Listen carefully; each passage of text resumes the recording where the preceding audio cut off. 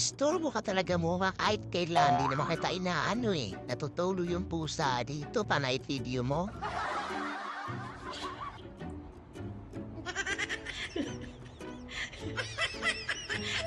Ikaw wala kayo pang alam ko di. Tulog lang ng tulog. Pero in fairness mga kamama kay grabe magyud na iyahang pulaw kay siya magud na tagabantay sa mga kisit.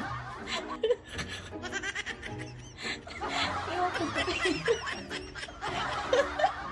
Nakakagigit. Lumalaki pa yung mata niya. Ay, nakompens ang baboy na ito. Ay, naman na siya. Si baboy liit. Pagka na lang. Ala, sige, pulaw pang more. Siya talaga kasi yung tagabantay. Kaya, tingnan nyo, pag mga ganitong oras, tulog na tulog yan. Kulaw na nakulaw. Kakagigil, may muta ka pa, oh. Ala, oh, mga hyper, oh. Ang mga hyper, oh. Oh, yan, oh. Ayan, nagkalat na naman dito sa kwarto.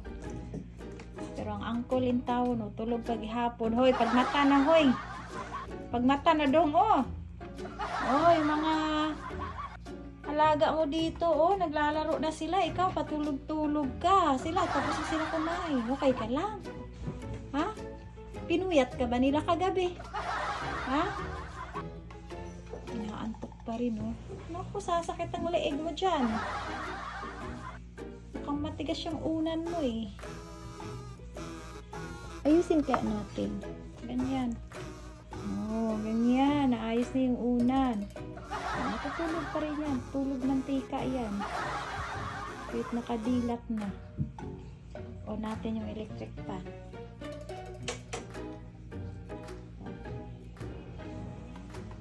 Boss na boss yan. Ha? Parang general lang ah. Oh. Tulog na naman, di ba? Napakasarap ng buhay. Yung mga pusa ngayon nagsasarap na ng mga buhay. Walang ginagawa, patulog-tulog lang, pakain-kain lang.